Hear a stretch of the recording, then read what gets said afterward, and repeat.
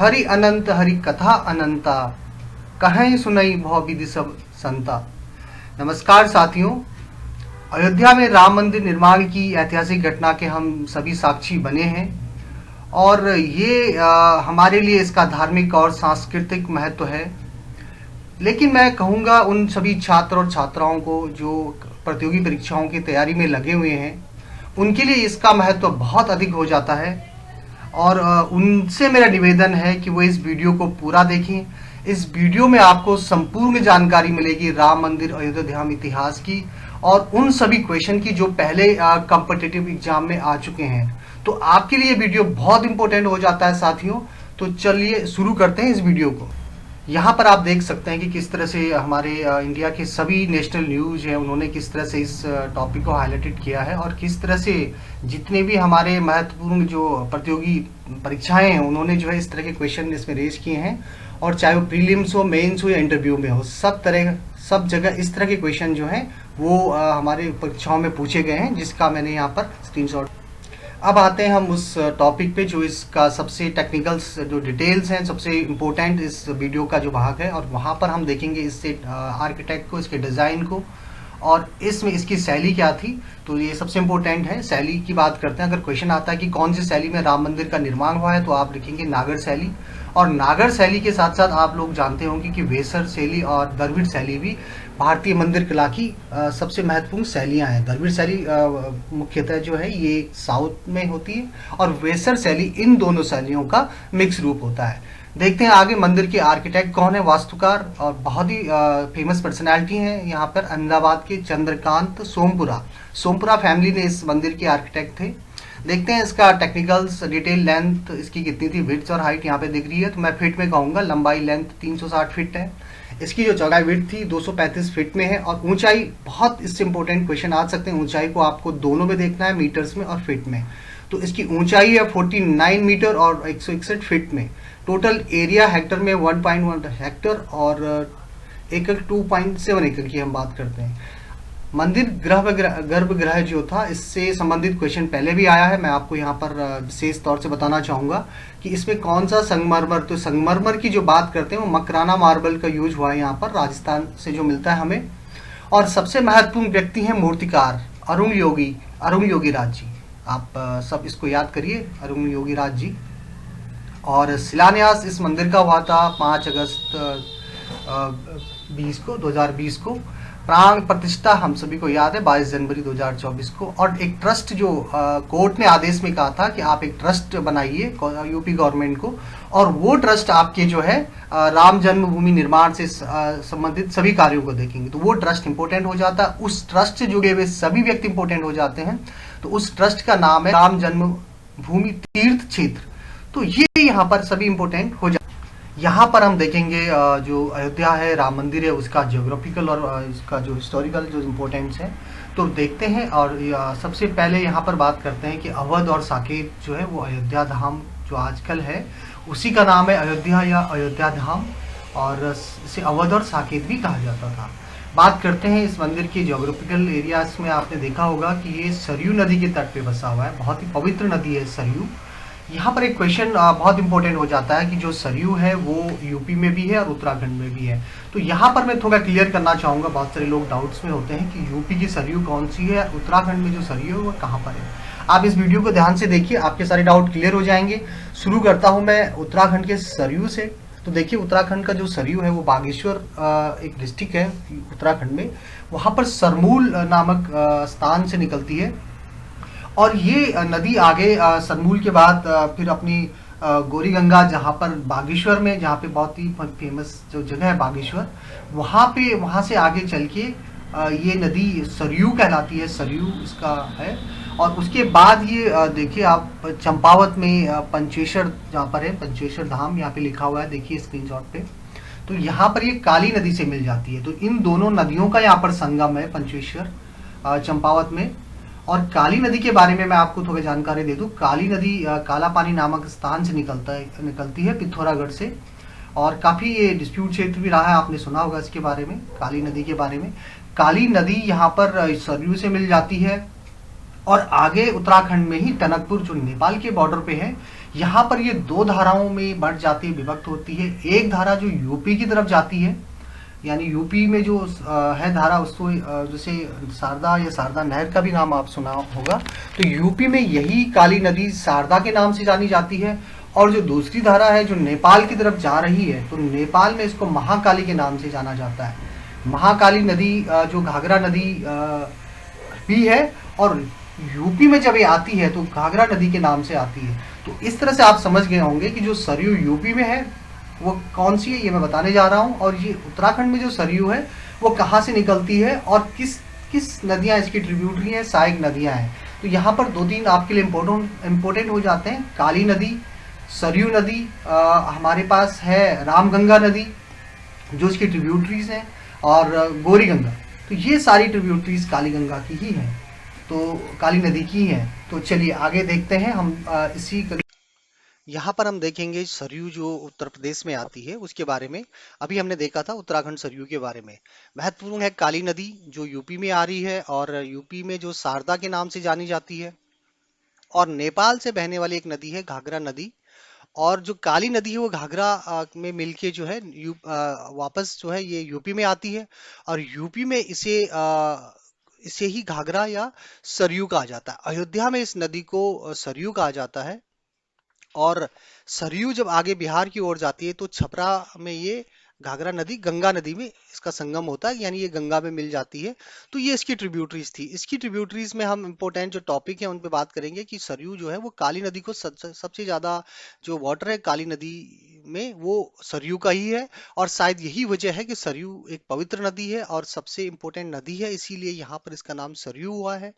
थोड़ा सा देखते हैं हम, एक दो नदियां और भी हैं जो उत्तराखंड में मैंने डिस्कस नहीं किया था, उसमें है गोमती नदी। तो गोमती नदी जो है इसमें बागेश्वर जहाँ पे प्रसिद्ध बागनाथ मंदिर है वहां पर जो है ये सरयू से मिलती है, उसका संगम होता है गोमती और सरयू का बागनाथ में, बागेश्वर में। और उसके बाद आती है रामगंगा, बहुत इंपॉर्टेंट नदी है, ये भी काली गंगा में मिलती है। पनार, लोहार और सरयू, ये सारी की सारी नदियां आप कह सकते हैं कि ये जो है काली नदी की ट्रिब्यूटरीज हैं। और ये सारी नदियां काफी इंपॉर्टेंट होती है। बात करते हैं घाघरा नदी की। घाघरा जो है वो तिब्बत के ऊंचे पर्वत शिखर यानी हिमालय के मानसरोवर झील, तिब्बत जहाँ पर है अभी तिब्बत के एरिया वाला, वहां से निकलती है। वहां से ये नेपाल में आती है, नेपाल में ये काली नदी से मिलती है, और फिर ये वापस यूपी में आती है। यूपी में इसे घाघरा के नाम से जाना जाता है। और घाघरा ही हमारे अयोध्या धाम की तरफ जब जाते हैं तो यहाँ पर हम इसको सरयू कहते हैं। आई थिंक आपका काफी क्लियर हो गया होगा इस सभी नदियों के बारे में। अगर आप नदियों के बारे में ज्यादा जानना चाहते हैं, बहुत बेहतरीन मैं वीडियो आगे बनाता रहूंगा, आप इसे देखते रहिए। आगे हम देखते हैं सभी ऐतिहासिक दस्तावेज जो हिस्टोरिकल डॉक्यूमेंट्स हैं उनके बारे में। और उनमें से सबसे प्रमुख अयोध्या हमारे लिए है, अयोध्या के लिए रामायण और महाभारत। कई बार इसका जिक्र आया है, हम सभी जानते हैं इसके बारे में। हम यहाँ पर स्पेशल बात करना चाहेंगे जो हमारे अधिवक्ता हैं वैद्यनाथन। तो ये काफी फेमस पर्सनालिटी हैं, और इन्होंने सुप्रीम कोर्ट के ये अधिवक्ता भी हैं, वकील भी हैं। इन्होंने अपनी रिपोर्ट में अपने जो एविडेंस हैं उनमें जिनका जिक्र किया है, जिन उन्होंने ट्रेवल लॉग का जिक्र किया है, जिन्होंने जिन राइटर्स थे जो या जो वहाँ पर सर्वेयर थे जिनकी रिपोर्ट का उन्होंने जिक्र किया एविडेंस के फॉर्म में, तो वो ये आपके सामने जो पांच चीजें हैं, पांच बुक्स हैं, जो लोग हैं उनकी डिटेल्स को उन्होंने रखा था और अपने एविडेंस को स्ट्रॉन्ग बनाया था। तो उनमें सबसे पहले नाम आता है अर्ली ट्रैवल इन इंडिया। इसके राइटर थे विलियम फोस्टर। और इस बुक में जो है अकबर और जहांगीर जो समय काल था उसका, जब ये मंदिर बना था, तो उसमें जो है विलियम फिंच और जो विलियम हॉकिंस काफी पॉपुलर है, जहांगीर के काल में आए थे और ये ट्रेवलॉग थे। इन्होंने अपना जो रिपोर्ट थी, वृतांत था, उसके बारे में काफी कुछ लिखा है और इस बुक में इसकी डिटेल है। तो इसको एविडेंस के रूप में हमारे जो अधिवक्ता हैं सी एस वैद्यनाथन जी ने इसको शामिल किया था इस बुक को। तो बहुत इंपॉर्टेंट ये बुक भी हो जाती है, और यहाँ पर मैंने ईयर भी लिखा हुआ, ईयर भी आप देखिए। दूसरे आ जाते हैं हमारे सर्वेयर, जो सर्वे रिपोर्ट लिखते हैं हमारे, ये आइरिस है, इनकी जो डेट यहाँ पर डाली हुई है मैंने, तो ब्रिटिश सर्वेयर है रॉबर्ट मार्टिन। और ये सिविल सर्वेंट भी थे, यानी आज के आईएएस की तरह उस वक्त सिविल सर्विसेज थे। तो इन्होंने अपनी जो सर्वे करते हैं ये लोग, और अपने जो लैंड रिफॉर्मेशन वगैरह आपने सुना होगा, तो उस तरह की रिपोर्ट बनाते थे उस टाइम पे। और एट किंगस्टन आपने नाम सुना होगा, तो उसी के पहले ये सर्वेयर थे। उसके बाद जो तीसरा इंपॉर्टेंट नाम आता है जोसेफ टाई फेंतलर, इटली के राइटर थे, और ये भारत की यात्रा की थी इन्होंने ईयर 1608 और 1611 में यात्रा की थी, और उसमें इनका एक मैप भी काफी चर्चा में रहा है। वो सो आप सब उस मैप के बारे में भी जानते होंगे जो कोर्ट में गया था। और लास्ट में बट नॉट लीस्ट, बाबर की आत्मकथा, बाबरनामा, हम सब जानते हैं तुर्की भाषा में लिखी गई ये बुक है बाबर की। और इसमें भी हमारे जो है राम मंदिर जो है और हमारा जो ये क्षेत्र था अभी उसके बारे में काफी डिटेल्स है, और जो हमारे सामने सी एस वैद्यनाथन जी ने जो रिसर्च करी है और उसके बाद उन्होंने अपनी रिपोर्ट बनाई थी, तो जिससे कि हमारा ये आंदोलन सफल हुआ था। यहाँ पर हम आधुनिक इतिहास के दृष्टिकोण से राम मंदिर को देखेंगे, और यहाँ पर हम चर्चा करेंगे उन सभी महत्वपूर्ण घटनाओं की जो राम मंदिर से जुड़े हुए हैं, वो सभी हीरोज जिन्होंने इस आंदोलन में भाग लिया था। तो चलिए शुरू करते हैं। सबसे जो पहला हमारे पास टॉपिक है यहाँ पे, राजा अनय चंद्र द्वारा जो ये 11वीं और 12वीं शताब्दी में गहरवाल वंश ने ये मंदिर बनाया था, और 1528 में बाबर के सेनापति मीर बाकी द्वारा इसे ध्वस्त कर लिया गया था, और जिसका जो है वर्णन जो है बाबरनामा में भी है। तो जैसे हमने पहले कहा था कि बाबरनामा को भी हमने इसके इतिहास के लिए हमने इसको इंक्लूड किया था। दूसरा टॉपिक है 1859 को। उसके बाद जब इस काफी विवाद इस सब पे रहा, और अंग्रेजों ने 1859 में अंग्रेजों ने इसे सुलह करने की कोशिश की, और दोनों पक्षों के लिए अलग अलग पूजा और इबादत इबादत कर सकें ये दोनों, इसके लिए व्यवस्था की थी। 1885 की बात करते हैं। यहाँ पर राम मंदिर जो विवाद था वो कोर्ट गया था सबसे पहले, और उस कोर्ट ने उस वक्त इस याचिका को रद्द कर लिया था। इसके बाद एक प्रमुख आंदोलन से जुड़े व्यक्ति थे महंत रघुवीर दास, जो निर्मोही अखाड़ा के व्यक्ति थे, और उन्होंने जो है इस केस को जो है, इन्होंने आंदोलन में इस केस को जो है कोर्ट तक वो गए थे। और 1946 में अयोध्या में एक नया अध्याय जुड़ा था, और इसमें कई महत्वपूर्ण घटनाक्रम हुए थे। और उस महत्वपूर्ण घटनाक्रम में सबसे इम्पोर्टेंट था 1959, जब फैजाबाद अदालत में दोनों पक्षों ने अपनी अनुमति मांगी थी, और उसके बाद जो तीसरा जो मुकदमा था वो निर्मोही अखाड़ा ने मस्जिद जन्मस्थान की भूमि पर अधिकार मांग करते हुए मुकदमा दायर किया था। तो 1959 की ये महत्वपूर्ण घटना थी मंदिर के पॉइंट ऑफ व्यू से। देखते हैं 1961 में जब मुस्लिम पक्ष ने एक मामला दायर किया, जिसमें उत्तर प्रदेश सुन्नी वक्फ बोर्ड ने तर्क दिया कि वे बाबरी मस्जिद के ढांचे पर अधिकार चाहते हैं। तो यहाँ पर जो सुन्नी वाले थे उन्होंने 1961 में एक तर्क दिया था। 1984 में भारतीय जनता पार्टी के वरिष्ठ नेता आडवाणी जी के नेतृत्व में राम मंदिर आंदोलन शुरू हुआ था। महत्वपूर्ण घटना है ये मंदिर से जुड़ी हुई 1984 की। और 1989 में देखते हैं विश्व हिंदू परिषद को विवादित स्थल पर शिलान्यास करने की अनुमति मिली थी। एग्जाम की दृष्टि से काफी महत्वपूर्ण है 1989। और जबकि विश्व हिंदू परिषद को यहाँ पर शिलान्यास करने की परमिशन मिल गई थी कोर्ट के द्वारा। दूसरा देखते हैं हम, एक और बहुत इंपॉर्टेंट डेट्स यहाँ पे है, वो है 6 दिसंबर 1992, जबकि कार सेवकों ने मस्जिद जन्मस्थान को ढहा दिया था। काफी महत्वपूर्ण घटना है ये। और अब देखते हैं उसके बाद जो महत्वपूर्ण घटनाक्रम जब हमारा इसके बाद जब दो 20वीं शताब्दी में देखते हैं कि क्या हुआ था। तो 2 अगस्त 2003 को जो एएसआई है, आर्कियोलॉजिकल सर्वे ऑफ इंडिया ने मस्जिद पे यहाँ पर खुदाई की और दावा किया कि मस्जिद के नीचे जो है 10वीं सदी के मंदिर के साक्ष्य मिले हैं उनको। तो ये एएसआई की रिपोर्ट में ये आया। तो इस तरह आगे देखते हैं कि उसके बाद हम आते हैं सीधे यहाँ पर सबसे महत्वपूर्ण जो इस घटनाक्रम में सबसे महत्वपूर्ण घटनाक्रम है। तो वहां पर 2024 2024 जो अयोध्या का एक नया इतिहास लिखा गया, और उस इतिहास के सबसे महत्वपूर्ण घटनाक्रम यहीं पर हुए थे। और इसमें एक चीज मैं आप सबके सामने लाना चाहूंगा। लिब्राहन आयोग भी यहाँ पर, लिब्राहन आयोग जो था वो सुप्रीम कोर्ट के सेवानिवृत्त न्यायाधीश चीफ जस्टिस मनमोहन सिंह लिब्राहन की अध्यक्षता में इसका गठन किया गया था 16 दिसंबर 1992 को। ये डेट आपको याद रखनी है, 16 दिसंबर 1992, जबकि लिब्राहन आयोग का गठन किया गया था। और ये 17 साल के बाद काफी लंबा ये चला था। इसकी सबसे लंबा एक आयोग है ये देश में अब तक का।